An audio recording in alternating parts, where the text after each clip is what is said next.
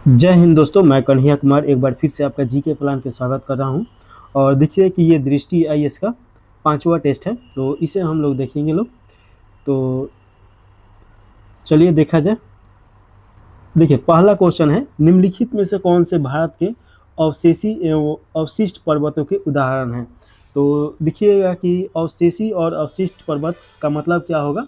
तो देखिए कि बहुत साल पहले कोई पर्वत या पहाड़िया का निर्माण हो वलय के कारण, और देखिए कि हवा पानी और ये सब के कारण वो घिस जाता है, तो उसी को अवशिष्ट या अवशेषी बोला जाता है। यानी कि अवशिष्ट बचा हो या अवशेषी बचा हो, जैसे कोई वस्तु रहता है तो वो घिसने के बाद जो बचता है उसी को तो अवशिष्ट बोला जाता है।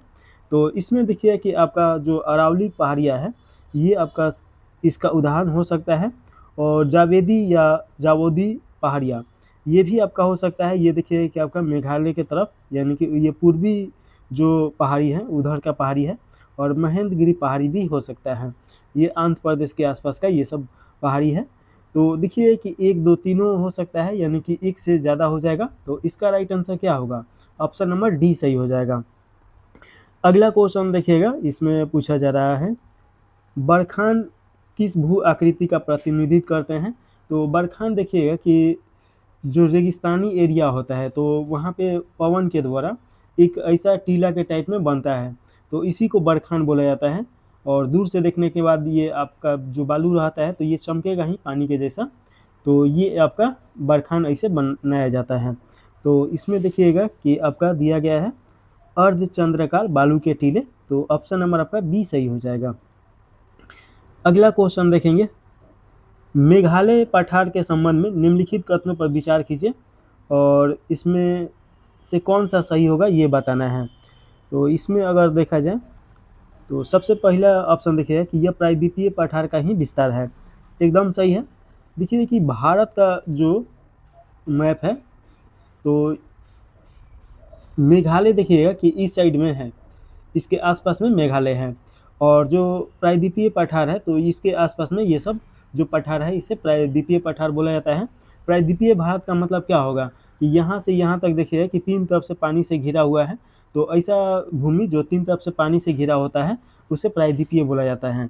तो इसी का विस्तार इधर आपका देखने को मिलता है, तो ये आप याद रखिएगा। तो पहला तो सही है।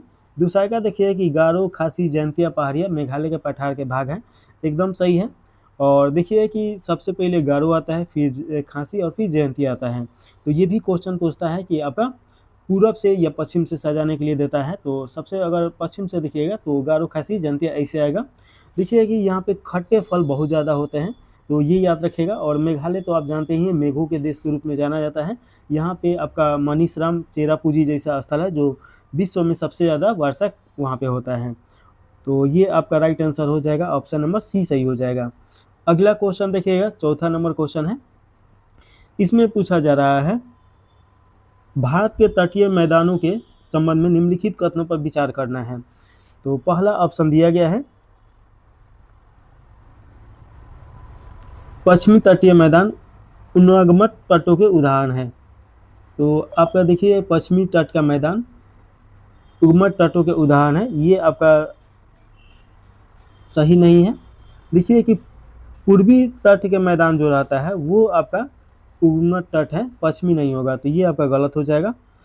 दूसरा का में दिया गया है, पूर्वी तटीय मैदान पश्चिमी तटीय मैदान की तुलना में अधिक चौड़े हैं, एकदम सही है। पूर्वी तटीय मैदानों की तुलना में पश्चिमी तटीय मैदान बंदरगाहों के विकास के लिए अधिक अनुकूल परिस्थितियां प्रदान करते हैं, ये भी आपका सही है। और देखिए कि इधर ज़्यादा भी है आपका बंदरगाह। अगर थोड़ा सा देखा जाए इसको, अगर हम और भी डिटेल में देखें तो मान लीजिए कि ये इधर आपका पूर्वी तटीय मैदान है, ये जो है बंगाल के खाड़ी की तरफ। तो देखिए कि इधर बंदरगाह भी बहुत ज़्यादा है। यहाँ पे आपका तमिलनाडु में देखिए कि चेन्नई बंदरगाह है, एरोकुलम बंदरगाह है, बहुत सारा इधर तीन तो यह इधर बंदरगाह है। जो राष्ट्रीय 13 बंदरगाह है तो 3 यहाँ पे है। उसके बाद यहाँ पे देखिए कि आंध्र प्रदेश में है विशाखापट्टनम बंदरगाह, यहाँ पे आपको देखने को मिलेगा आपका कोलकाता बंदरगाह, और बहुत सारा यहाँ पे बंदरगाह है। तो ये बंदरगाह के लिए सबसे उपयुक्त है, तो ये आप याद रखिएगा। तो इसका राइट आंसर हो जाएगा 2 और 3 सही है, तो ऑप्शन नंबर आपका बी सही हो जाएगा। अगला क्वेश्चन 5 नंबर क्वेश्चन में पूछा जा रहा है, निम्नलिखित में से कौन सा विश्व का सबसे बड़ा आबाद नदी द्वीप है। तो इसमें पूछा जाएगा कि विश्व का सबसे बड़ा आबाद नदी द्वीप कौन सा है। तो इसका राइट आंसर आपका हो जाएगा माजुली द्वीप। तो ऑप्शन नंबर आपका ए सही हो जाएगा। माजुली द्वीप है कहाँ, तो देखिए कि ये आपका ब्रह्मपुत्र जो नदी है ये आंध्र प्रदेश अरुणाचल प्रदेश से होके आपका बंगाल के खाड़ी में मिलती है। और ब्रह्मपुत्र नदी जब असम में प्रवाहित होती है तो वहाँ पे बहुत ज़्यादा उसका प्रवाह होता है और वहीं पे माजुली द्वीप है। तो ये याद रखिएगा कि इसका राइट आंसर ए सही हो जाएगा। और ये दुनिया का सबसे बड़ा नदी द्वीप है, तो ये भी आपको याद रखना है। किस राज्य में है, तो असम में है। असम का एक डिस्ट्रिक्ट है, तो ये भी आपको याद रखेगा। चलिए अगला क्वेश्चन है, भागीरथी नदी निम्नलिखित में से किस स्थान पे अलकनंदा से मिलती है। तो देखिए कि भागीरथी और अलकनंदा जब मिलता है लोग, तो किस नदी का निर्माण होता है, तो आपका गंगा नदी का। और कहाँ मिलता है लोग, तो देवप्रयाग में मिलता है लोग। तो ये याद रखेगा, जब भागीरथी नदी अलकनंदा से देवप्रयाग में मिलती है तो गंगा नदी यहाँ से इस निर्माण होता है। तो ये आपको याद रखना है, ऑप्शन नंबर डी सही हो जाएगा। अगला क्वेश्चन है 7 नंबर, निम्नलिखित कथनों पर विचार करना है और सही कथन का इसमें चुनाव करना है। तो इसमें अगर देखा जाए, पहला में दिया गया है जलोढ़ मृदा भारत में सर्वाधिक व्यापक रूप से पाई जाती है। ये आपका एकदम सही है। आयु के आधार पर खादर की मृदा बांगर की तुलना में पुरानी जलोढ़ निक्षेपों का प्रतिनिधित्व करती है। आयु के आधार पर खादर मृदा बांगर की तुलना में पुरानी जलोढ़ निक्षेपों का प्रतिनिधित्व करती है। ये आपका देखिएगा, ये आपका गलत हो जाएगा। थोड़ा सा इसके बारे में अगर समझाए तो देखिए जलोढ़ मृदा क्या है, तो जिससे कि नदी आता है, बहुत सारा भारत में नदी आता है तिब्बत से, तो उसके साथ साथ नदी के साथ साथ सिर्फ पानी नहीं आता है, गाद भी आता है। और जैसे पहाड़ से आता है लोग तो पहाड़ में टकराएगा लोग तो पहाड़ का बुरादा बनता है, साथ में पेड़ पौधा जो उसमें गिरता है तो सड़ता है, गलता है, और प्रवाह के साथ सभी आता है लोग। और जब बाढ़ आता है तो वही निक्षेप देखिए कि जो मैदानी भाग है वहाँ पे आपका 1-2 इंच का वो निक्षेप बना देता है, और वही क्या होता है कि आपका मृदा निर्माण करता है। तो जो पुरानी मृदा रहता है उसे बोला जाता है बांगर, और जो नया मृदा अभी बना है तो उसे बोला जाता है खादर। खादर मृदा ज़्यादा उपजाऊ होता है बांगर की तुलना में, तो ये आप याद रखिएगा। तो निक्षेपों के द्वारा जलोढ़ मृदा का निर्माण होता है, जो कि भारत में सबसे ज़्यादा लगभग 60% से ज़्यादा ही निर्माण होता है। तो इसका राइट आंसर आपका हो जाएगा ऑप्शन नंबर ए सही हो जाएगा। अगला क्वेश्चन है 8 नंबर, इसमें पूछा जा रहा है भारत क्षेत्रफल के आधार पर विश्व का देश सबसे बड़ा देश है। तो देखिए कि अगर देखा जाए कितना स्थान है भारत का, तो ये आपका हो जाएगा 7वां नंबर पे है, तो ये आप याद रखिएगा। और क्षेत्रफल के आधार पे अगर देखा जाए कि सबसे बड़ा देश कौन सा है, तो सबसे बड़ा देश आपका रूस हो जाएगा। और 2 नंबर पे आपका कनाडा आ जाएगा, कनाडा। और 3 नंबर पे आपका USA आ जाएगा यानी अमेरिका। और 4 नंबर पे देखिएगा कि चीन आ जाएगा। और 5 नंबर पे आपका ब्राज़ील आ जाएगा। और 6ठा नंबर पे ऑस्ट्रेलिया आ जाएगा, ऑस्ट्रेलिया। और 7वां नंबर पे अपना भारत आ जाएगा। 8वां नंबर पे इंडोनेशिया आ जाएगा। तो इतना याद रखिएगा, 8वां से भी क्वेश्चन पूछ सकता है। तो इस प्रकार इसका राइट आंसर आपका डी सही हो जाएगा। 8 के बाद 9 नंबर क्वेश्चन देखिएगा, इसमें पूछा जा रहा है कि मालदा भ्रंश निम्नलिखित में से किन 2 क्षेत्रों को अलग करता है। तो मालदा भ्रंश देखिएगा कि आपका राइट आंसर हो जाएगा दक्कन का पठार और छोटा नागपुर पठार को ये अलग करता है। तो ऑप्शन नंबर आपका बी सही है। ये याद रखिए कि मालदा भ्रंश आपका कहाँ पड़ेगा, तो पश्चिम बंगाल में पड़ेगा। तो ये भी क्वेश्चन पूछेगा तो आप बताइएगा। अगला क्वेश्चन है प्रायद्वीपीय पठार की सबसे ऊंची चोटी निम्नलिखित में से किस श्रेणी में स्थित है। तो प्रायद्वीपीय पठार की सबसे ऊंची चोटी अगर देखा जाए तो अन्नामुडी है, इसका नाम है अन्नामुडी। और इसका ऊंचाई कितना है, तो इसका ऊंचाई आपका 2695 मीटर है। तो ये आप याद रखिएगा। और देखिए कि ये ऑप्शन नंबर बी सही हो जाएगा।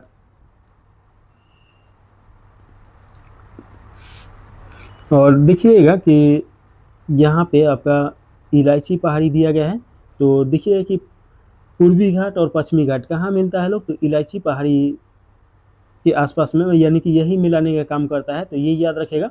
महेंद्रगिरी पहाड़ी है, ये आपका पूर्वी घाट पे है। और नीलगिरी पहाड़ी तो आप जानते ही हैं कि 3 राज्यों में फैला है, केरल, तमिलनाडु, कर्नाटक में फैला हुआ है। और नीलगिरी पहाड़ी पे ही डोडा बेटा जनजाति है, जो कि प्रमुख जनजाति में से एक आता है। यहाँ से बार बार क्वेश्चन भी आता है। 10 के बाद अगला क्वेश्चन हम लोग देखेंगे लोग 11 नंबर, और इसमें देखिएगा पूछा जा रहा है निम्नलिखित हिमालय पर्वत श्रृंखलाओं को उत्तर से दक्षिण की ओर सही क्रम में व्यवस्थित कीजिए। तो इसमें देखिए कि उत्तर से दक्षिण की तरफ व्यवस्थित करना है। तो सबसे पहले आपका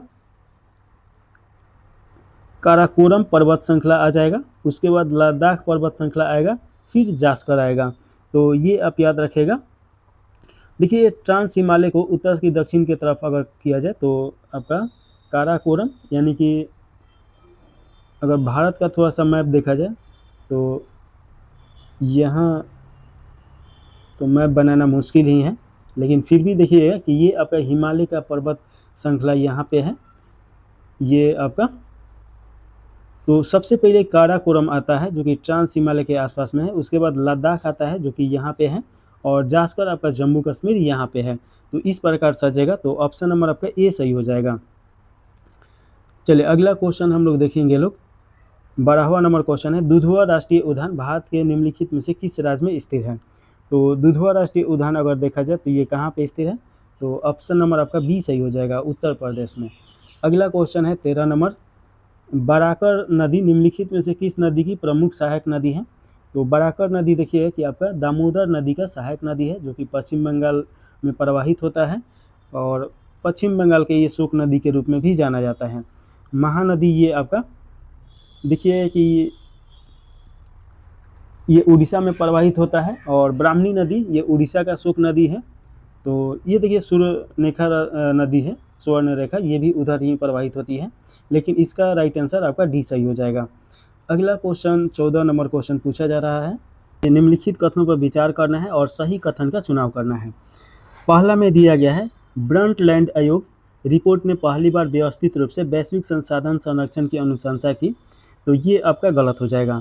देखिए कि सतत विकास की अवधारणा ब्रंटलैंड कमीशन के द्वारा लाया गया था, और कब लाया गया था, तो 1987 में लाया गया था। तो ये थोड़ा सा आप याद रखें कि ब्रंटलैंड आयोग ये सतत विकास लक्ष्य के बारे में बताता है, और 1987 में लाया गया था। दूसरा का ऑप्शन देखिए कि सतत विकास की अवधारणा 1972 में क्लब ऑफ रोम द्वारा प्रस्तुत किया गया था। तो ये भी आपका गलत है। ये सतत विकास लक्ष्य आपका ब्रंटलैंड आयोग के द्वारा ही प्रस्तुत किया गया था, तो ये आपको याद रखना है। तो इस प्रकार देखिए कि ये भी गलत है। तीसरा का ऑप्शन है E.F. शुमाकर द्वारा लिखित पुस्तक स्मॉल इज ब्यूटीफुल ने गांधीवादी दर्शन पर आधारित सतत एवं लघु विकास पर जोर दिया। ये आपका सही हो जाएगा। तो ऑप्शन नंबर देखिए कि डी सही है, केवल 3 सही होगा। अगला क्वेश्चन है, हिमालय श्रेणी के संदर्भ में निम्नलिखित कथनों पर विचार कीजिए और सही कथन का इसमें चुनाव करना है। पहला में दिया गया है, लघु हिमालय शिवालिक के बीच स्थित अनुदैर्घ्य घाटियों को दून कहा जाता है। एकदम सही है। जो दून होता है दो हिमालय के बीच का होता है, सॉरी 2 चोटियों के बीच का होता है। जैसे कि इधर पहाड़ी जा रहा है, इधर पहाड़ी जा रहा है, बीच में का जो स्थान होता है, जो कि एक रास्ता प्राकृतिक रास्ता बनाता है, उसी को दून बोला जाता है। तो ऑप्शन नंबर ए सही हो जाएगा। हिमालय की 72 श्रेणी को शिवालिक कहा जाता है। एकदम सही है। जो सबसे बाहरी आपका हिमालय का भाग है, जो कि आपका देखिएगा कि बिहार के सबसे उत्तर दिशा में और उत्तर प्रदेश के सबसे उत्तर दिशा, उसके आसपास का जो क्षेत्र है, और पंजाब हो गया, हिमाचल प्रदेश हो गया, उस सब जो क्षेत्र है उसी में आपका शिवालिक है। तो ऑप्शन नंबर आपका ये भी सही है। तो ऑप्शन नंबर सी सही हो जाएगा। 15 के बाद 16 नंबर क्वेश्चन देखेंगे। यहाँ पे पूछा जा रहा है, एजेंडा 21 के संबंध में निम्नलिखित कथनों पर विचार करना है। तो एजेंडा 21 क्या है ये बताना है। पहला में दिया गया, इसे रियो अर्थ समिट में अपनाया गया। एकदम सही है।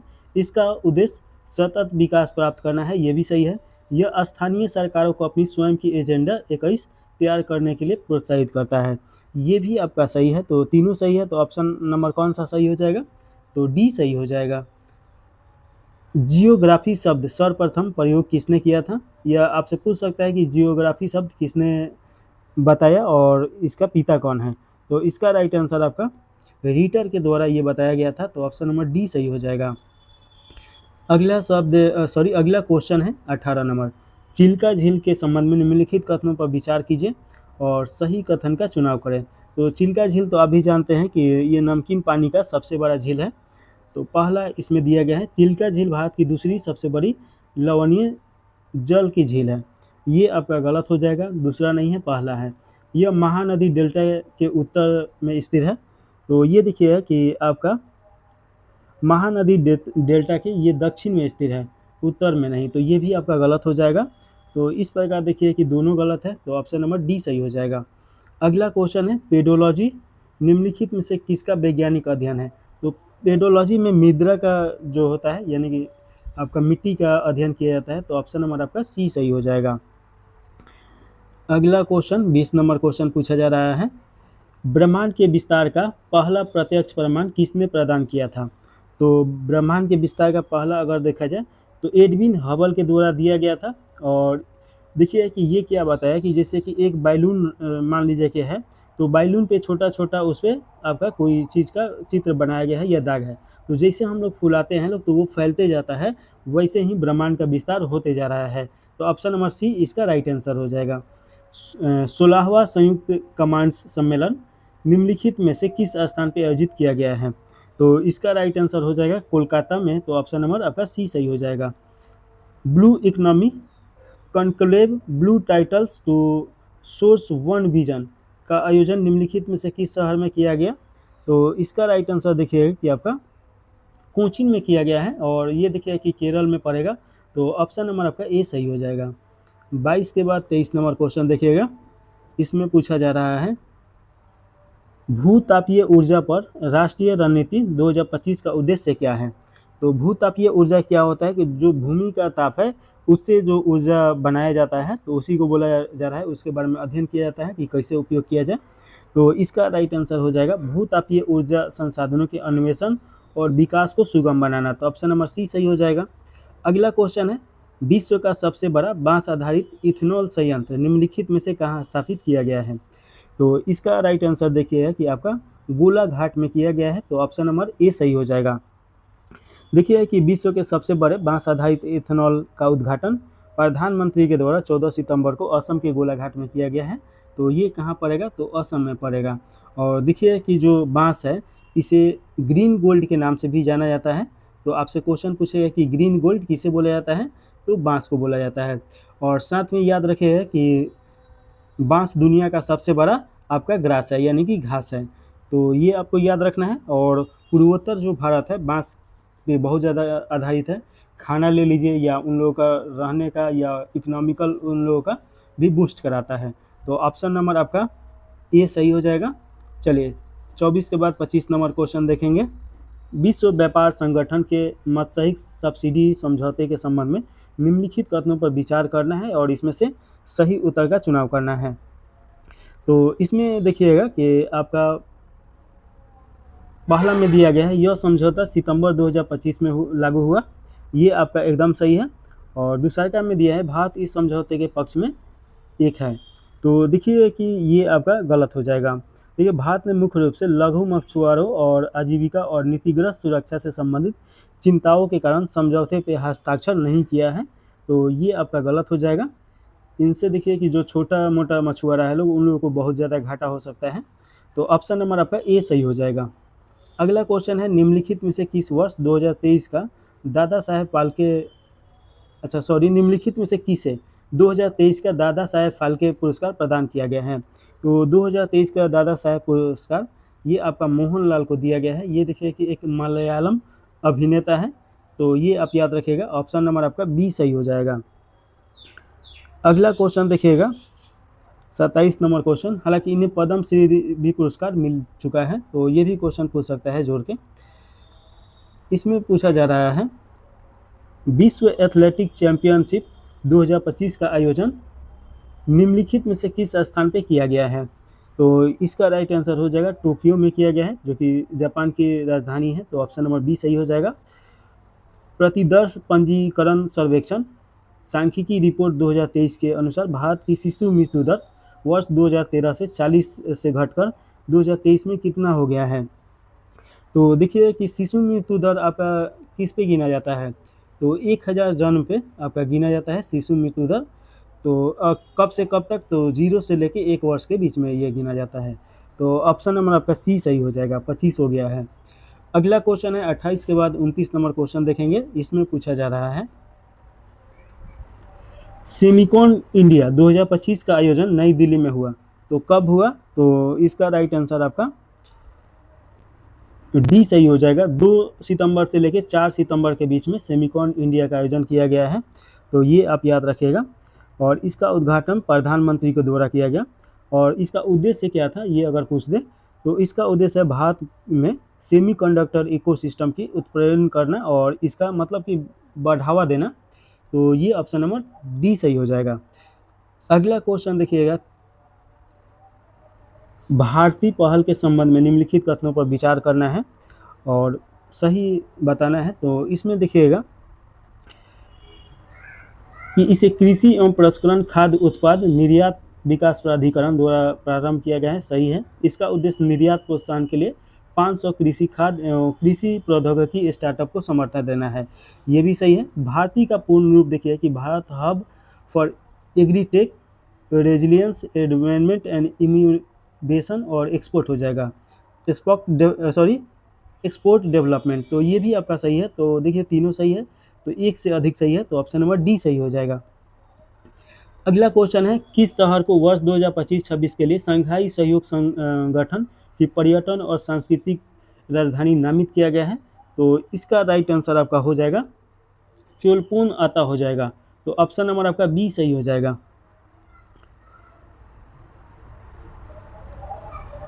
हाल ही में समाचार पत्रों में रहा विक्रम 32 क्या है। तो देखिए कि विक्रम 32 ये भारत द्वारा पूर्णतः स्वदेशी 32 बाइट माइक्रो प्रोसेसर है। तो ऑप्शन नंबर आपका बी सही हो जाएगा। 33 नंबर क्वेश्चन है, भारत ने हॉकी एशिया कप 2025 में निम्नलिखित टीमों को पराजित कर खिताब जीता है। तो इसका राइट आंसर देखिएगा कि दक्षिण कोरिया को हराकर ये खिताब जीता गया है एशिया कप। तो ऑप्शन नंबर सी सही हो जाएगा। चंद्रपुरम पोनुसामी राधा कृष्णन भारत के डैश उपराष्ट्रपति के रूप में निर्वाचित हुए हैं। तो इनका राइट आंसर देखिएगा कि आपका 15वें उपराष्ट्रपति बने हैं। तो ऑप्शन नंबर आपका सी सही हो जाएगा।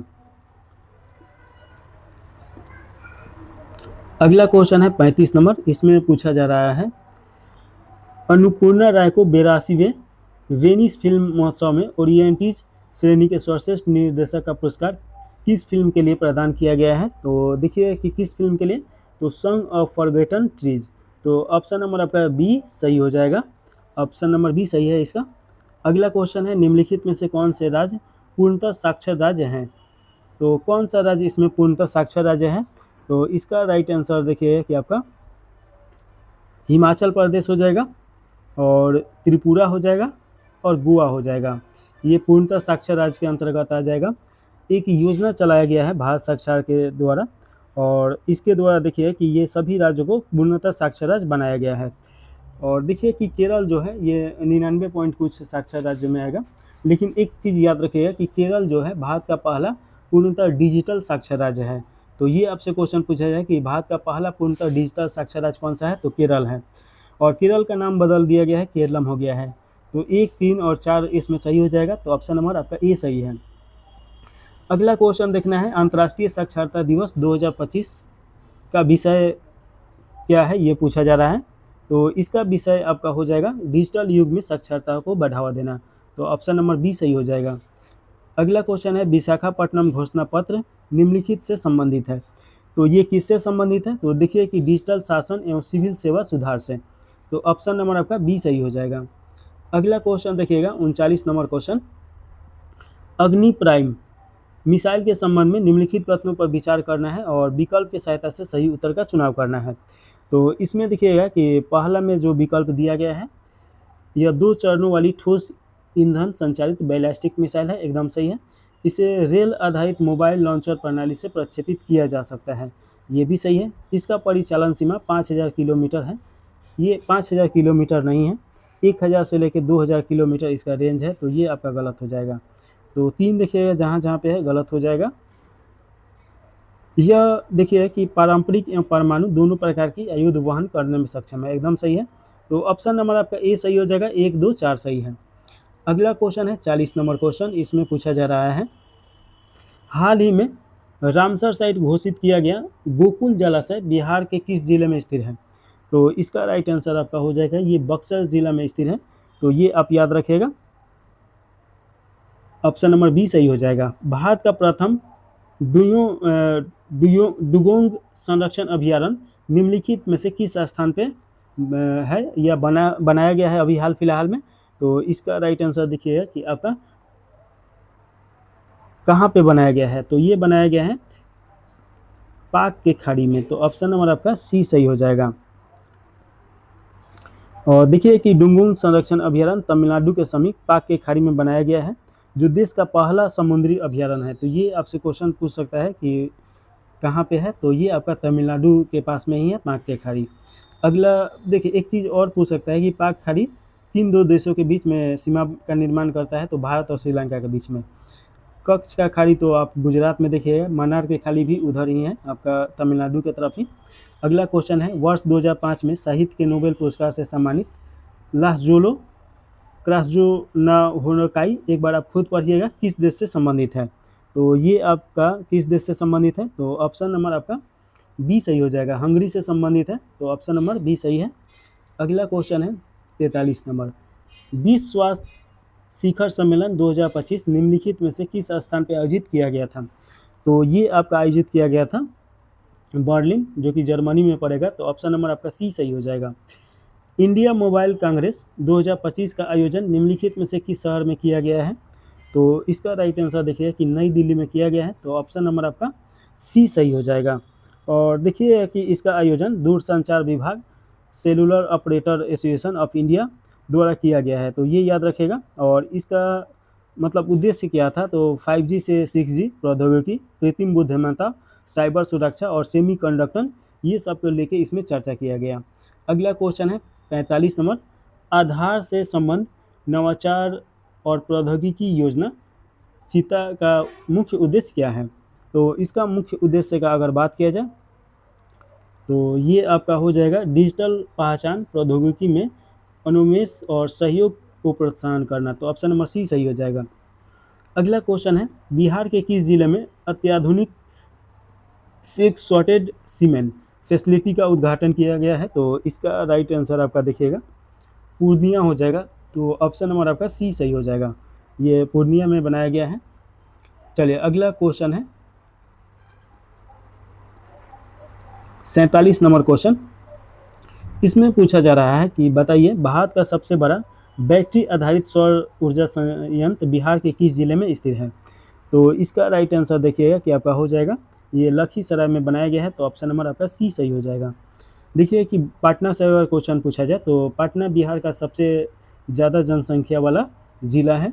और गया से अगर पूछा जाए तो गया देखिए कि सबसे गर्म और सबसे ठंडा ज़िला है। और भागलपुर से देखिए कि सिल्क डिस्ट्रिक्ट के नाम से जाना जाता है। तो चलिए अगला क्वेश्चन 48 नंबर है, मखाना उत्सव 2025 बिहार में किस स्थान पर आयोजित किया गया है? तो इसका राइट आंसर आपका हो जाएगा पटना में किया गया है। और मखाना उत्पादन में देखिए कि बिहार का एकाधिकार है लगभग, यानी सबसे ज़्यादा मखाना उत्पादन बिहार में होता है। तो ऑप्शन नंबर आपका सी सही हो जाएगा। 48 के बाद 49 नंबर क्वेश्चन में पूछा जा रहा है कि विशेष गहन पुनरीक्षण के पश्चात 30 सितंबर 2025 को प्रकाशित बिहार की अंतिम मतदाता सूची में मतदाताओं की सूची की संख्या कितनी है?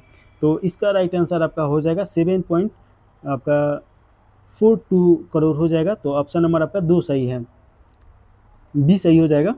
अगला क्वेश्चन देखिएगा 50 नंबर क्वेश्चन। इसमें पूछा जा रहा है, विश्व पैरा एथलेटिक चैंपियनशिप 2025 में भारत के प्रथम स्वर्ण पदक विजेता शैलेश कुमार किस जिले से संबंधित हैं? तो इनके जिला का नाम है जमुई। तो ये आप जरूर याद रखेगा। विश्व पैरा एथलेटिक चैंपियनशिप जीते हैं जो 2025 में शैलेश कुमार और ये जमुई के हैं, तो ऑप्शन नंबर बी सही हो जाएगा। जमुई से एक और क्वेश्चन पूछ सकता है कि भारत का सबसे बड़ा सोने का भंडार कहाँ मिला है, तो जमुई में ही मिला है। अगला क्वेश्चन है, पाक जल डमरू मध्य और मन्नार की खाड़ी भारत को निम्नलिखित में से किस देश से अलग करती है, तो अभी इसके बारे में बताए हैं, श्रीलंका को अलग करता है, तो ऑप्शन नंबर बी सही हो जाएगा। और अगला क्वेश्चन देखिएगा 53 नंबर, बैरन द्वीप निम्नलिखित में से कहाँ अवस्थित है, तो देखिए कि भारत में बैरन द्वीप ये आपका ऑप्शन हो जाएगा अंडमान निकोबार में, तो ऑप्शन नंबर आपका सी सही हो जाएगा। और देखिए कि यह एकमात्र सक्रिय ज्वालामुखी है, तो ये आपको याद रखना है कि भारत में एकमात्र सक्रिय ज्वालामुखी कौन सा है, तो बैरन आपका हो जाएगा।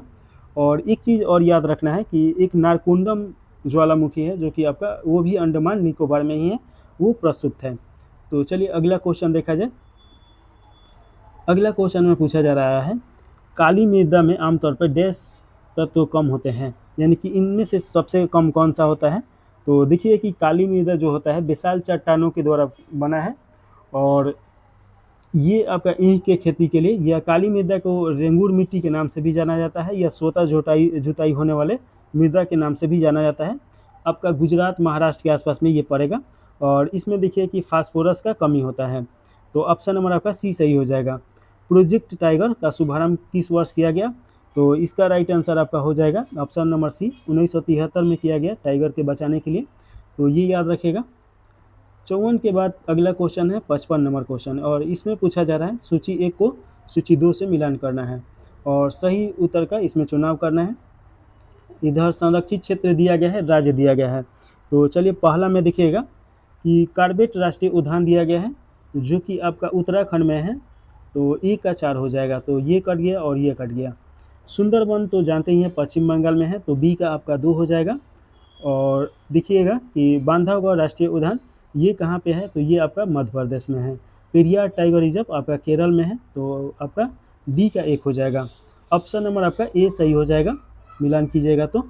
अगला क्वेश्चन है, चंबल राष्ट्रीय अभयारण्य किस प्रजाति के संरक्षण के लिए जाना जाता है, तो इसमें देखिए कि आपका कौन सा राइट आंसर हो जाएगा, तो ये आपका घड़ियाल के लिए जाना जाता है।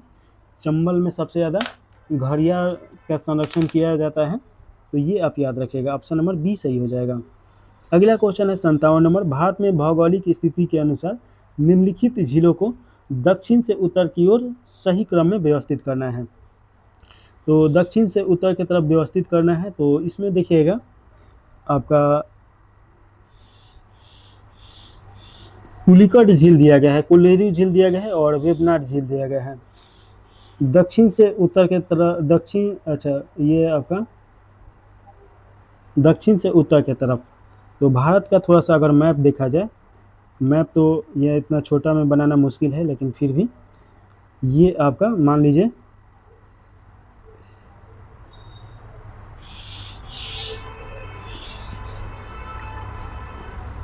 ये आपका भारत का मैप है। अब देखिए कि वेबनाड झील यहाँ पे केरल में है, और कोलोरी जो है यहाँ पे आंध्र प्रदेश में है।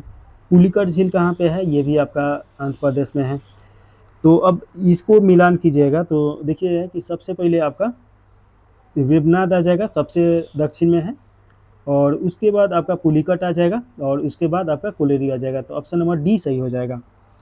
अगला क्वेश्चन देखेंगे 58 नंबर क्वेश्चन है, मानसून पूर्व वर्षा जिसे स्थानीय रूप से आम्र वर्षा कहा जाता है, भारत के निम्नलिखित में से किस क्षेत्र में आमतौर पे होता है, तो देखिए कि इसका राइट आंसर आपका हो जाएगा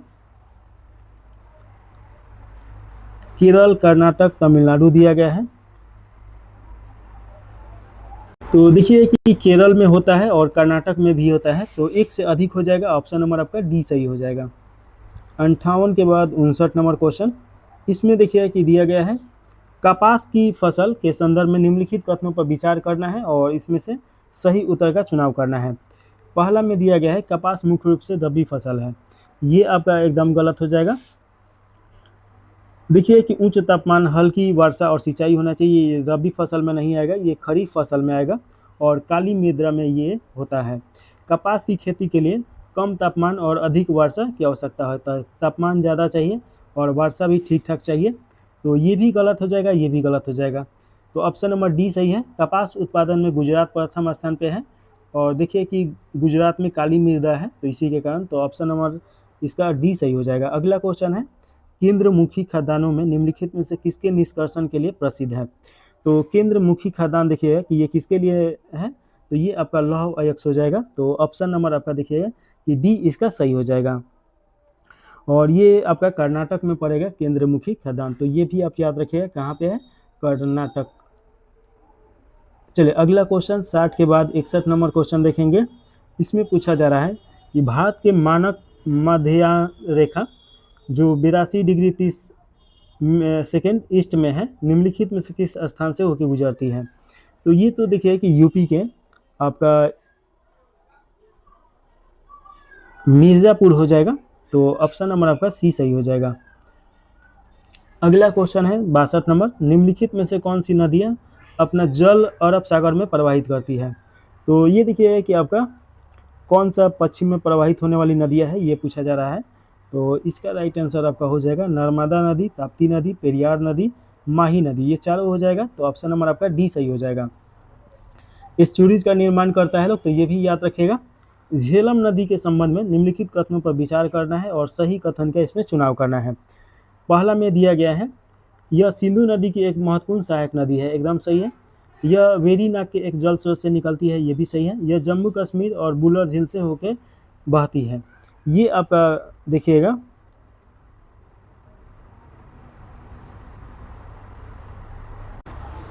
ये यहाँ पे आपका जम्मू नगर दिया है, जम्मू कश्मीर नहीं दिया है, जम्मू नगर दिया गया है।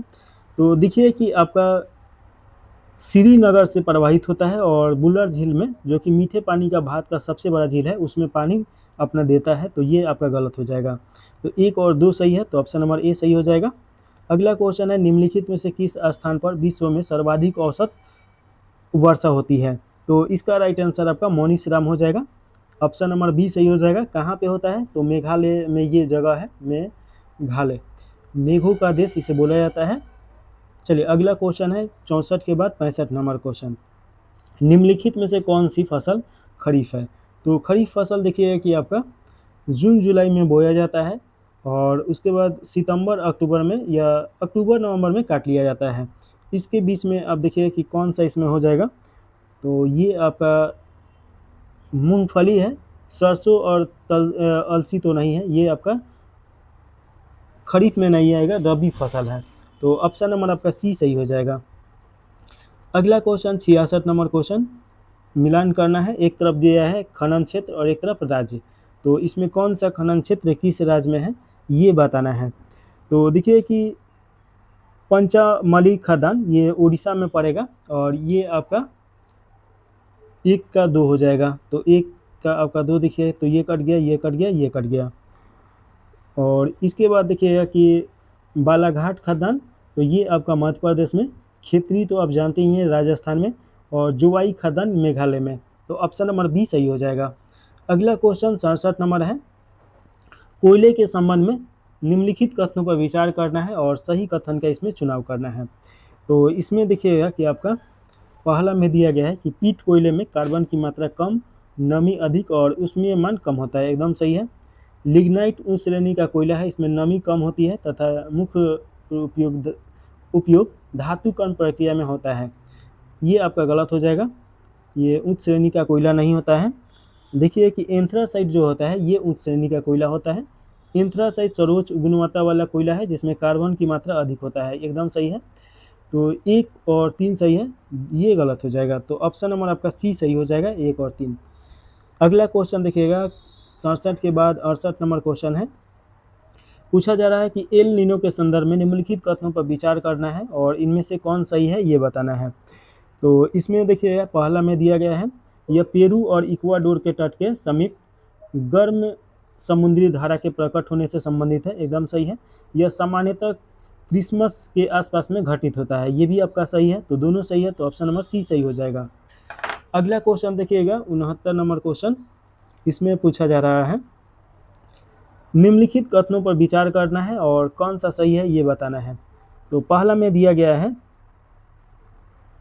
बॉक्साइट का उपयोग एल्युमिनियम गलन संयंत्र में कच्चे माल के रूप में किया जाता है, एकदम सही है। भारत में पोटास का पूर्णतः आयात किया जाता है क्योंकि यह व्यावसायिक रूप से उपयोगी भंडारण उपलब्ध नहीं है। ये भी सही है, तो ऑप्शन नंबर आपका सी सही हो जाएगा, दोनों सही है। अगला क्वेश्चन है, चीनी उद्योग के संबंध में निम्नलिखित कथनों पर विचार करना है और सही उत्तर का इसमें चुनाव करना है। पहला में दिया गया है, भारत विश्व में चीनी का सबसे बड़ा उत्पादक है, एकदम सही है। दक्षिणी राज्यों में उत्पादित गन्ने में सुक्रोज की मात्रा अधिक होता है।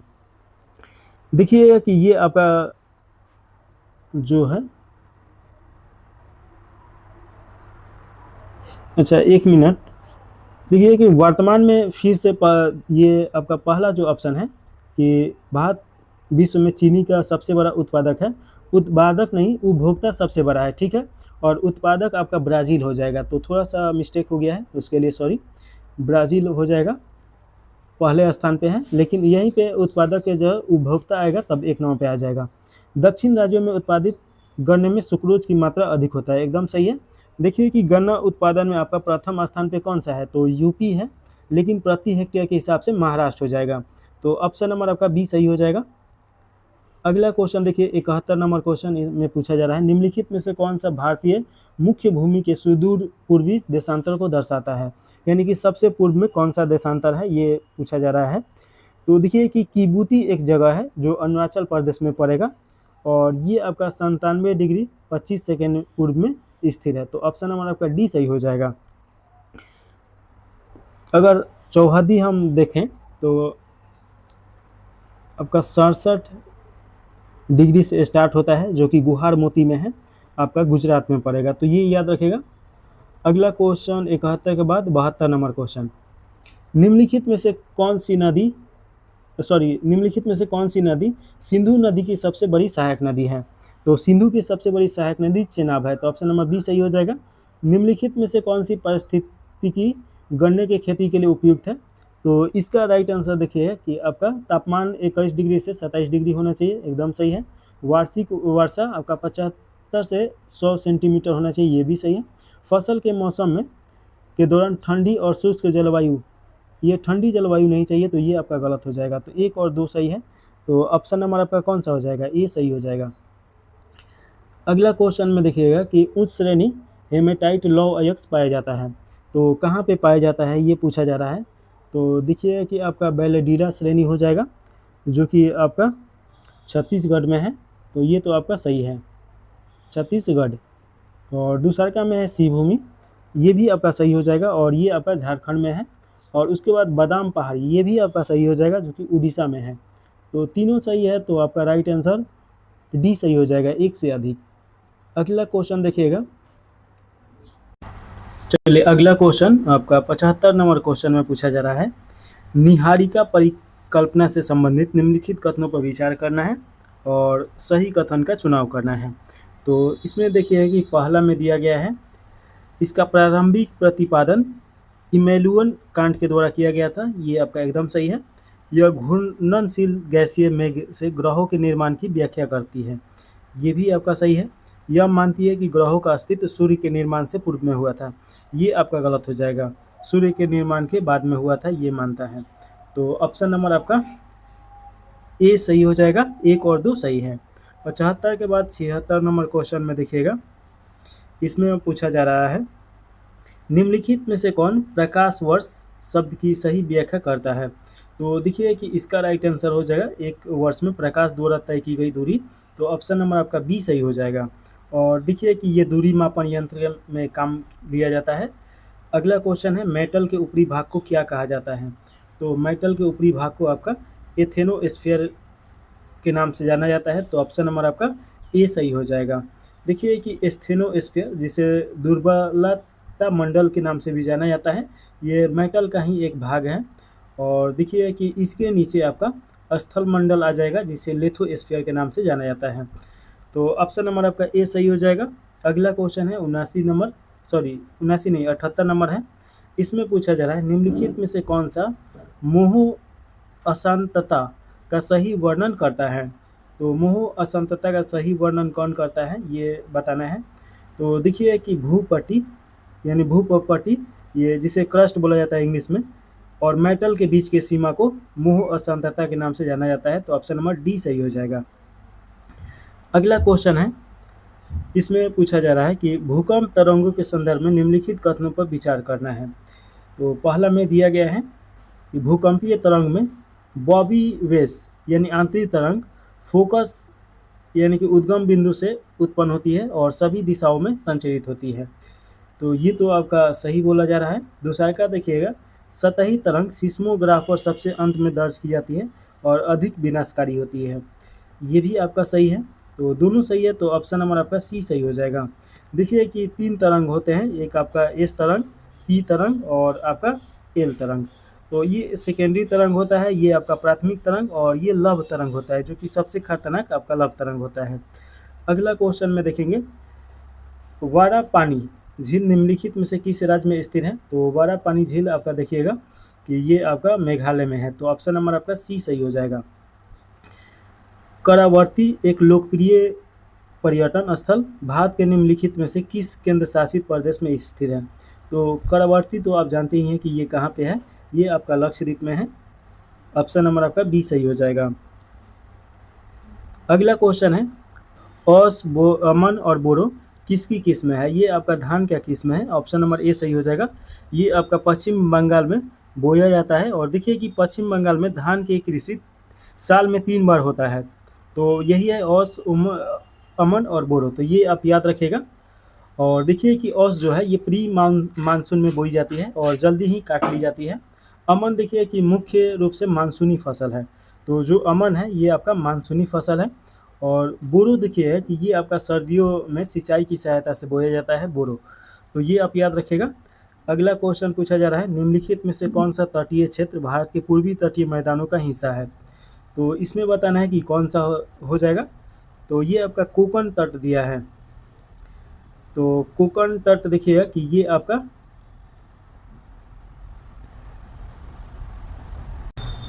कोकण तट आप देखिए कि ये पश्चिम जो है, पश्चिम तटीय मैदान, ये आपके महाराष्ट्र और उसके नीचे गोवा के और कर्नाटक के, तो उस सब क्षेत्र में ये कोकण तट आएगा। तो ये आपका नहीं होगा, तो ये तो गलत हो गया।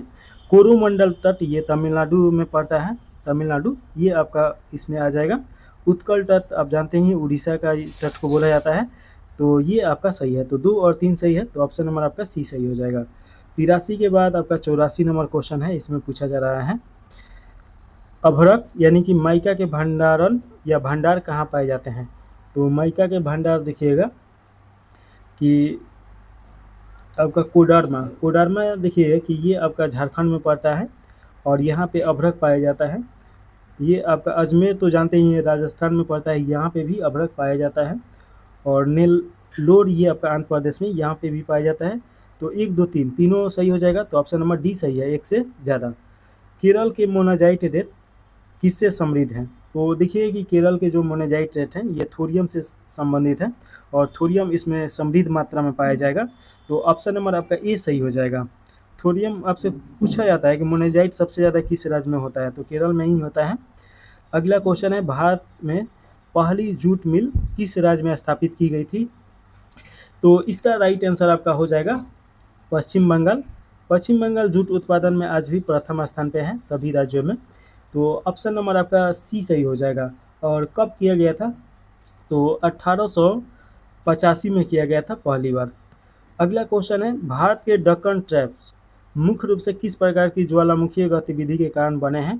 तो इसका राइट आंसर आपका हो जाएगा फ्लड बेसाल्ट उद्गार हो जाएगा। तो ऑप्शन नंबर आपका सी बी सही है। 87 के बाद 88 नंबर क्वेश्चन में देखिएगा,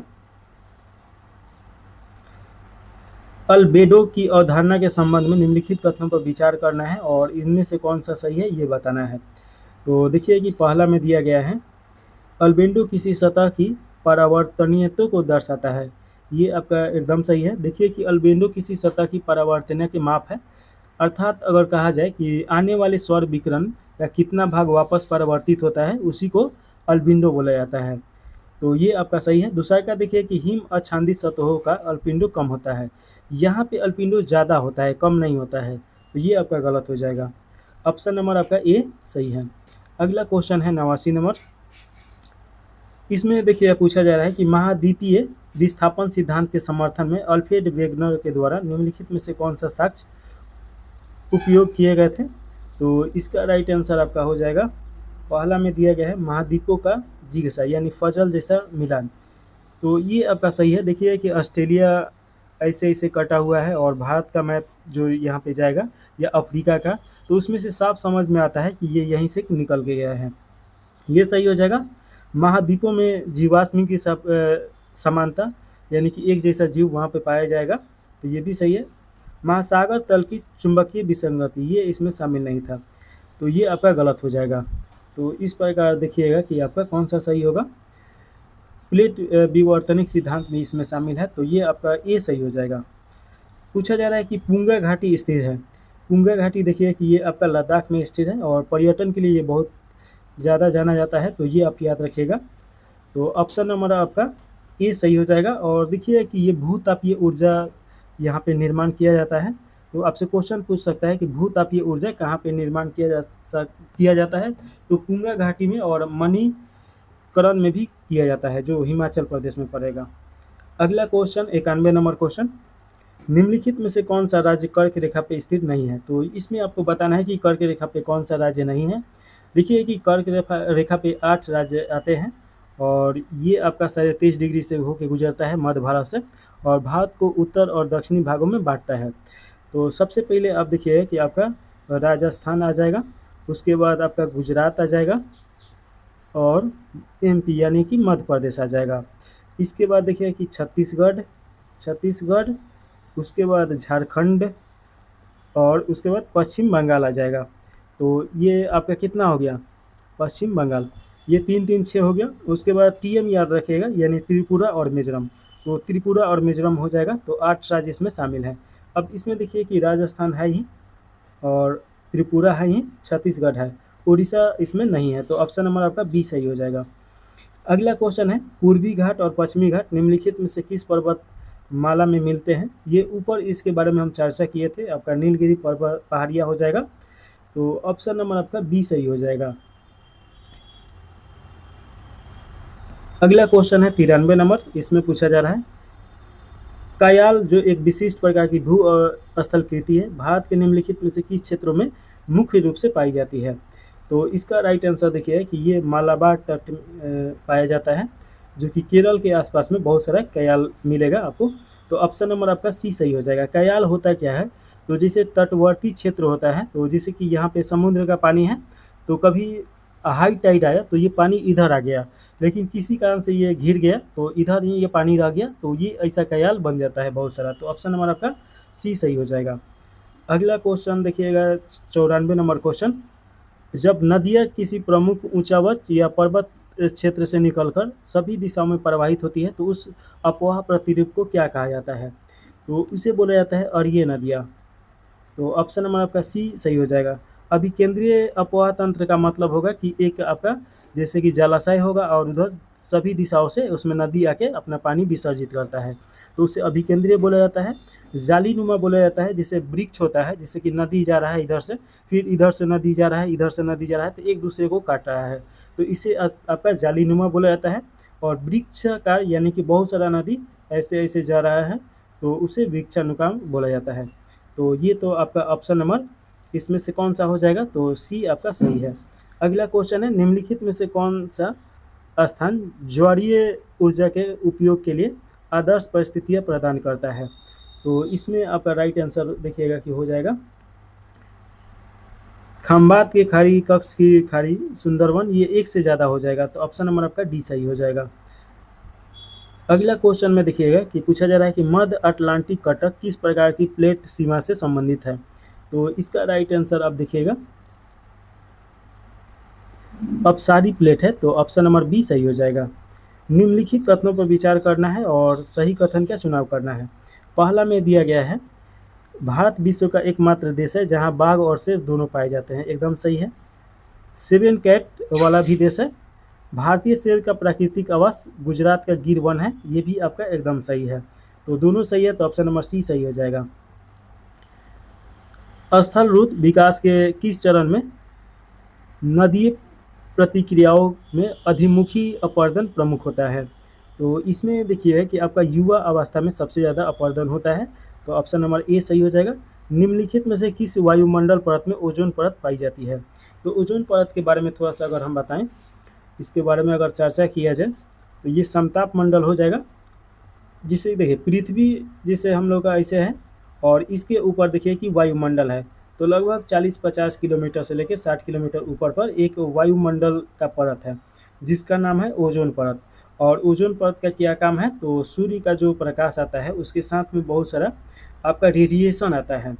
तो ये रेडिएशन जो आता है ये बहुत ज़्यादा खतरनाक होता है। ये जो रेडिएशन आता है इसे पारावैज्ञानिक किरण के नाम से जाना जाता है।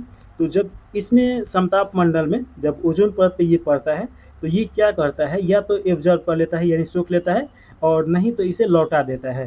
तो इस प्रकार देखिए कि जो भूमि है पृथ्वी का, यहाँ तक पहुँचने नहीं देता है और जैव विविधता को बनाए रखता है। अगर ये मान लीजिए कि नहीं रहेगा तो सीधे आपका पारावैज्ञानिक किरण ऐसा बहुत सारा हानिकारक रे पड़ेगा और जैव विविधता यहाँ का ख़त्म हो जाएगा।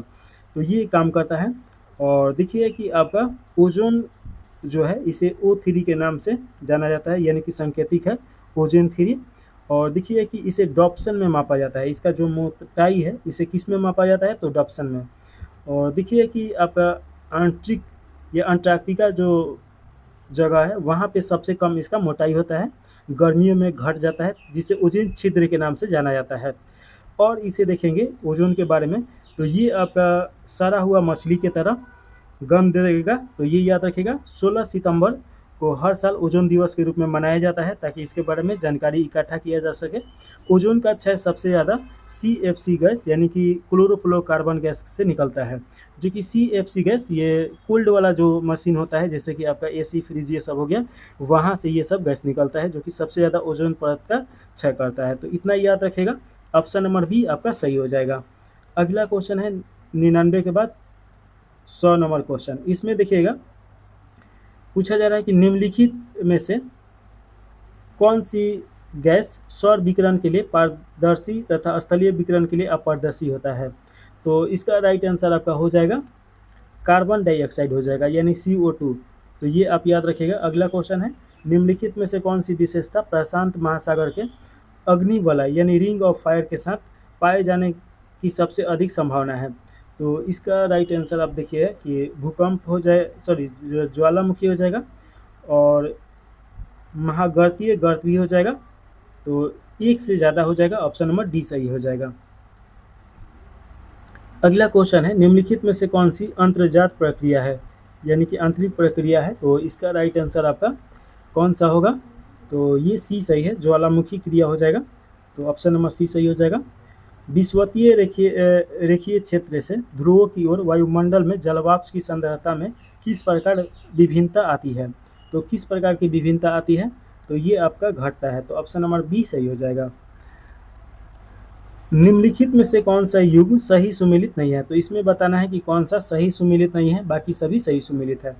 पहला में दिया गया है रक्तचाप उपचार के लिए प्रयुक्त पौधा सर्पगंधा है, एकदम सही है। इसके पके फल का रस सिरका बनाने में उपयुक्त किया जाता है, जामुन, ये भी आपका सही है। इसकी पत्तियों का ताज़ा रस कान दर्द के उपचार में प्रयोग किया जाता है, तो अर्जुन हो जाएगा, ये भी सही है। किसका गोंद टॉक्सिन के रूप में प्रयुक्त होता है। तो ये आपका देखिए कि टॉक्सिन के रूप में इस्तेमाल किए जाने वाला गोंद बबूल के पेड़ से निकलता है, ना कि कचनार के। तो ये आपका गलत हो जाएगा। अगला क्वेश्चन सौगान किस प्रकार के वन की सबसे प्रमुख प्रजाति है। तो इसमें आपका उष्णकटिबंधीय आंध्र वर्णपाती वन हो जाएगा, ऑप्शन नंबर आपका बी सही हो जाएगा। शर्क नामक विशिष्ट भू आकृतियाँ मुख्यतः निम्नलिखित में से किस क्षेत्र में पाई जाती हैं। तो किस क्षेत्र में पाया जाता है, तो हिम नदी वाले पर्वतीय क्षेत्र में। तो ऑप्शन नंबर ए सही हो जाएगा। प्लेट टेक्टोनिक प्लेटों के वर्गीकरण के संदर्भ में निम्नलिखित में से किन्हें प्रमुख प्लेट माना जाता है। तो किन्हें माना जाता है, तो ये आपका अंटार्कटिका प्लेट हो जाएगा। तो ऑप्शन नंबर आपका सी सही हो जाएगा। अगला क्वेश्चन है निम्नलिखित कथनों पर विचार करना है और इसमें से उपयोग करके सही उत्तर का चुनाव करना है। पहला में दिया गया है जलोढ़ का निर्माण तब होता है जब ऊंचे क्षेत्रों से आने वाली धाराएं नीचे कम ढाल वाले मैदानों में पहुंच के फैल जाती है, एकदम सही है। जैसे कि देखिए ये मान लीजिए कि पर्वत चोटी हो गया, यहाँ से जब नदी निकलेगा और मैदानी भाग में आता है तो अपने साथ कूड़ा करकट बहुत सारा लेके आता है, और मैदानी भाग में जब आता है तो बाढ़ के रूप में यहाँ पे फैलता है बहुत सारा, और उसमें वो कूड़ा करकट उसके ऊपरी भूमि के ऊपर फैला देता है, जिससे यहाँ पे एक 2 इंच का लेयर बन जाता है और जो जलोढ़ पंख कहलाता है, और इससे नया भूमि का निर्माण होता है। तो ये तो आपका सही हो गया। दूसरा का देखिएगा, इसमें आपका प्लेन भू आकृतीय चक्र का अंतिम चरण दर्शाता है, जहाँ लगातार अपरदन के कारण भू दृश्य लगभग समतल सतह में परिवर्तित हो जाता है। ये भी आपका सही है, तो दोनों सही है, तो ऑप्शन नंबर सी सही हो जाएगा। मैटरहर्न चोटी निम्नलिखित में से किस पर्वत श्रृंखला में स्थित है? तो मैटरहर्न चोटी देखिए कि आपका आल्प्स में ये है, तो ऑप्शन नंबर आपका ए सही हो जाएगा। अगला क्वेश्चन है, शुष्क मरुस्थलीय बेसिन में जल के अस्थायी संचयन तथा उनके पश्चात वाष्पीकरण से बनने वाली उथली अस्थायी झीलों को क्या कहा जाता है? तो इसका देखिए कि इसे बोला जाता है प्लाया। तो ये प्लाया के बारे में बोला जा रहा है, तो ऑप्शन नंबर आपका बी सही हो जाएगा। गोखुर झील देखिए कि ये आपका जब, चलिए ये बाद में देखा जाएगा। अगला क्वेश्चन है,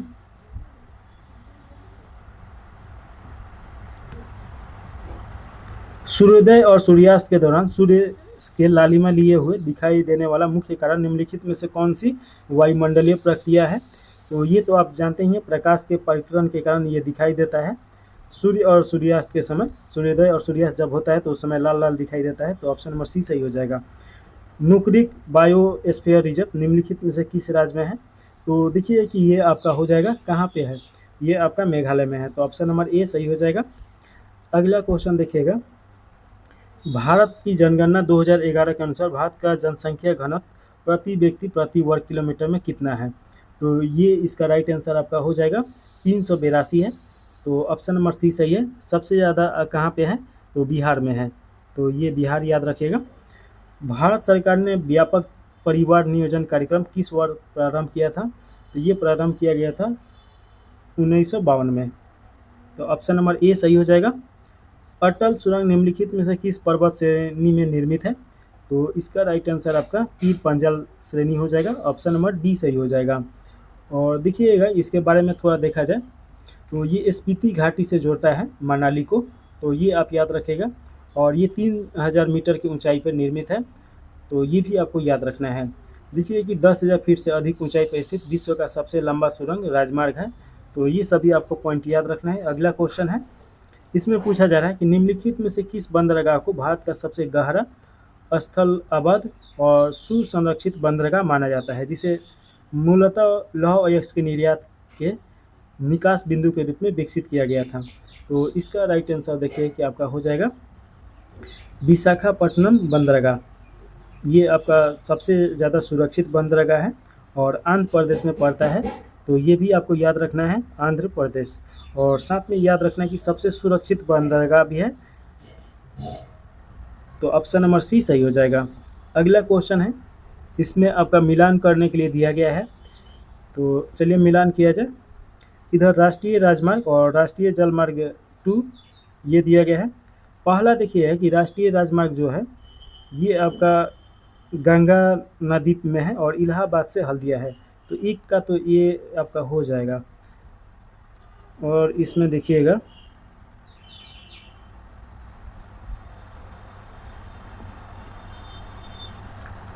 तो ये तो आपका एकदम सही है।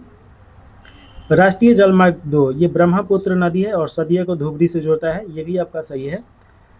तीसरा का देखिएगा, इसमें राष्ट्रीय राजमार्ग तीसरा का पश्चिमी तटीय नहर कोट्टापुरम से कोल्लम को जोड़ता है, जो कि केरल में है, तो ये भी आपका सही है। चौथा देखिएगा, राष्ट्रीय जलमार्ग 4 ये ब्राह्मणी एवं महानदी तंत्र को जोड़ता है, ये आपका गलत है। देखिएगा कि पांचवा जो जलमार्ग है ये उसके लिए सही है। चौथा गोदावरी और कृष्णा नदी तंत्र को जोड़ता है, तो ये आपका गलत हो जाएगा, तो ऑप्शन नंबर आपका डी सही है। सोवियत संघ ने भारत में निम्नलिखित में से किस इस्पात संयंत्र की स्थापना में सहयोग किया है? तो इसमें आपका भिलाई हो जाएगा, तो ऑप्शन नंबर आपका सी सही है। और दुर्गापुर राउरकेला, दुर्गापुर आपका देखिए कि यूके हो जाएगा, यानी कि ब्रिटेन के द्वारा, राउरकेला आपका जर्मनी हो जाएगा। जर्मनी के द्वारा किया गया था। तो ये सभी आपकी याद रखेगा। अगला क्वेश्चन 119 नंबर, रंगाथिट्टू पक्षी अभयारण्य निम्नलिखित में से किस राज्य में स्थित है?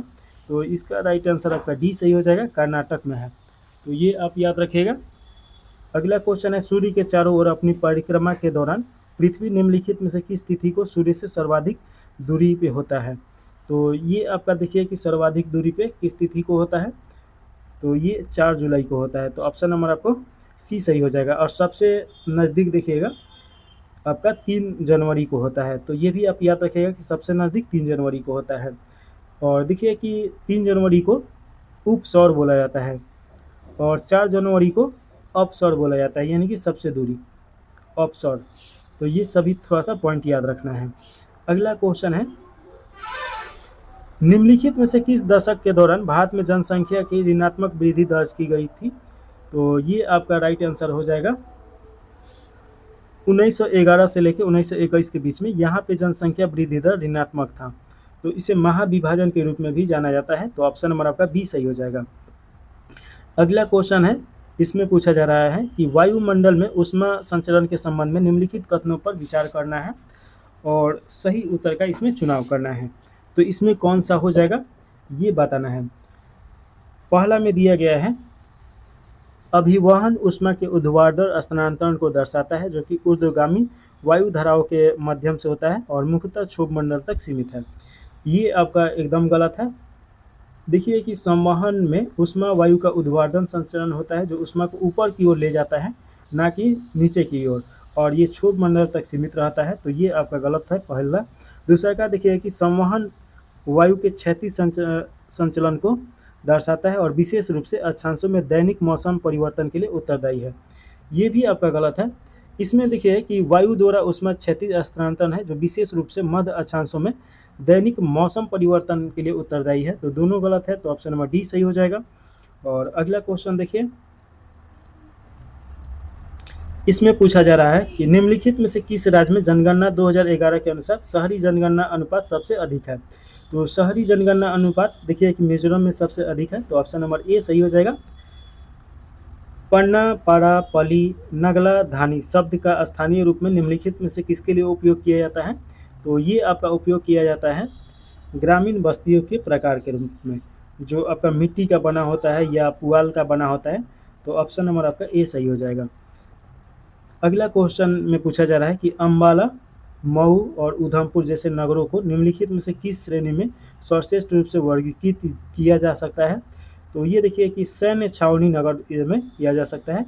ये सभी जगह सैन्य अड्डा है। तो ऑप्शन नंबर आपका बी सही हो जाएगा। भारत में कृषि योग्य बंजर भूमि का सर्वोत्तम वर्णन निम्नलिखित में से कौन सा कर रहा है? तो इसका राइट आंसर आपका हो जाएगा ऐसी भूमि जो 5 वर्षों से अधिक समय तक कृषि हेतु अनुपयोगी रही हो परंतु पुनः कृषि योग्य बनाई जा सकती है। तो ऑप्शन नंबर आपका बी सही हो जाएगा।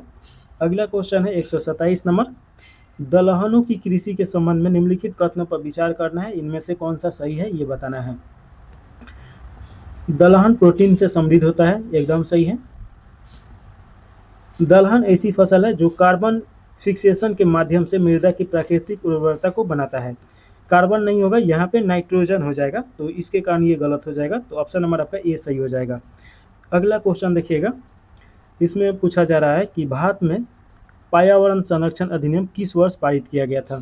तो ये इसका राइट आंसर हो जाएगा 1986 में पारित किया गया था। और देखिए कि भोपाल गैस त्रासदी 1984 में हुआ था।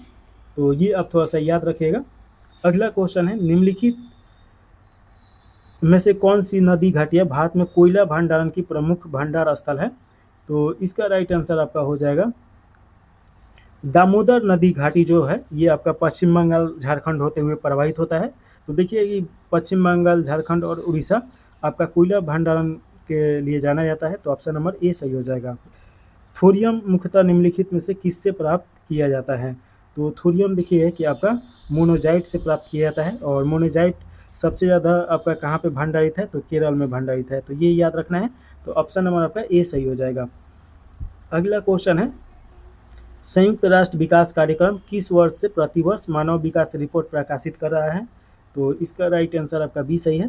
1990 से ये प्रकाशित किया जा रहा है। और देखिए कि इसमें मानव विकास के लिए क्या क्या होना चाहिए, ये इसमें बताया जाता है। अगला क्वेश्चन 132 नंबर है, मिल्पा और लदांग शब्द निम्नलिखित में से किस कृषि पद्धति से संबंधित है? तो इसका राइट आंसर हो जाएगा स्थानांतरण कृषि से, तो ऑप्शन नंबर सी सही हो जाएगा। अगला क्वेश्चन है, निम्नलिखित में से किन क्षेत्रों और कृषि के प्रकारों का युग्म सही सुमेलित नहीं है? तो इसमें सही सुमेलित कौन सा नहीं है ये बताना है। तो पहला में दिया गया है वेल्ड दक्षिण अफ्रीका, ये आपका एकदम सही है। पियरी कनाडा, पियरी कनाडा और यूएसए दोनों जगह है, तो ये आपका सही हो जाएगा। पंपास संयुक्त राज्य अमेरिका, पंपास संयुक्त राज्य अमेरिका नहीं होगा, ये आपका अर्जेंटीना हो जाएगा, तो ये तो एकदम गलत है। डाउन्स ऑस्ट्रेलिया, ये आपका सही है, तो ऑप्शन नंबर आपका सी सही हो जाएगा, गलत पूछ रहा है। अंगूर, जैतून और अंजीर मुख्य रूप से निम्नलिखित में से किस क्षेत्र में से संबंधित है? तो इसका देखिए कि भूमध्य सागरीय क्षेत्र हो जाएगा, जहाँ पे सालों वर्ष उष्ण मौसम रहता है और वर्षा होते रहता है, यहाँ पे खट्टे फल ज़्यादा होता है, तो ऑप्शन नंबर आपका ए सही हो जाएगा। अगला क्वेश्चन है, कुल खोज शब्द मुख्य रूप से निम्नलिखित में से किस कृषि प्रणाली से संबंधित है? तो इसका राइट आंसर आपका हो जाएगा, ये सामूहिक कृषि किया जाता है, यानी कि जैसे कि गांव का आदमी पूरा व्यक्ति एक ही साथ कृषि करता है, तो उसी को बोला जाता है कुल खोज, तो ऑप्शन नंबर आपका ए सही हो जाएगा। निम्नलिखित में से कौन सा क्षेत्र टेक्नो पॉलिसी के उदाहरण है? तो टेक्नो पॉलिसी किसे बोला जाता है? तो ये बोला जाता है आपका silicon valley, silicon forest, lower Manhattan, ये तीनों हो जाएगा, तो ऑप्शन नंबर डी सही है। गोल्ड कलर व्यवसाय मुख्य रूप से निम्नलिखित में से किस क्षेत्र से संबंधित है? तो इसका राइट आंसर देखिएगा कि आपका पंचम क्षेत्र से संबंधित है, जिसमें देखिए कि आपका एमडी आ जाएगा और बहुत बड़ा अधिकारी जो होता है लोग, जैसे सलाहकार हो जाएगा लोग, वैज्ञानिक हो जाएगा लोग, ये सब आ जाएगा लोग इसमें, तो ऑप्शन नंबर आपका डी सही हो जाएगा। अगला क्वेश्चन है, ओटावा, विनीपेग और कैलिगरी किस देश के प्रमुख शहर हैं? तो ये तो आप भी जानते हैं, ओटावा, विनीपेग और कैलिगरी ये किस क्षेत्र के हैं? तो ये कनाडा के हैं, तो ऑप्शन नंबर सी सही हो जाएगा। सुएज नहर निम्नलिखित में से किन जलाशय को जोड़ता है? तो सुएज नहर देखिए कि भूमध्य सागर को लाल सागर से जोड़ता है, ऑप्शन नंबर ए सही हो जाएगा। अगला क्वेश्चन है, बार्स, बैरियर और स्प्लिट्स निम्नलिखित में से किस स्थान पर सामान्य बनने वाली भू आकृतियाँ हैं? तो ये आपका देखिएगा कि नदियों के मुहासे और खाड़ियों के प्रवेश द्वार पर ऐसा भू आकृति बनता है, तो ऑप्शन नंबर आपका बी सही हो जाएगा। चलिए 41 नंबर क्वेश्चन देखिएगा, निम्नलिखित संख्याओं के अनुक्रम में ठीक मध्य में स्थित संख्या के बाईं ओर दूसरी संख्या के दाईं ओर छठा संख्या कौन सा होगा? तो इसमें देखिए कि आपका कौन सा संख्या हो जाएगा? तो कुल संख्या इसमें देखिए 1 2 3 4 गिनिएगा, तो आपका कितना संख्या दिया गया है? 29 संख्या है कुल। और इसमें क्या पूछ रहा है कि ठीक मध्य में स्थित संख्या, तो आपका 15 नंबर पे कौन सा आ जाएगा? 1 2 3 4 5 6 7 8 9 10 11 12 13 14 15, तो ये आएगा मध्य में। अब यहाँ से क्या बोल रहा है कि बाईं ओर दूसरी संख्या के दाईं ओर छठी संख्या कौन सी होगी? तो इधर आपका गिनिएगा, तो 1 2 3 4 5 6 7, ये आपका 7 आ जाएगा, तो ऑप्शन नंबर सी सही हो जाएगा। अगला क्वेश्चन है,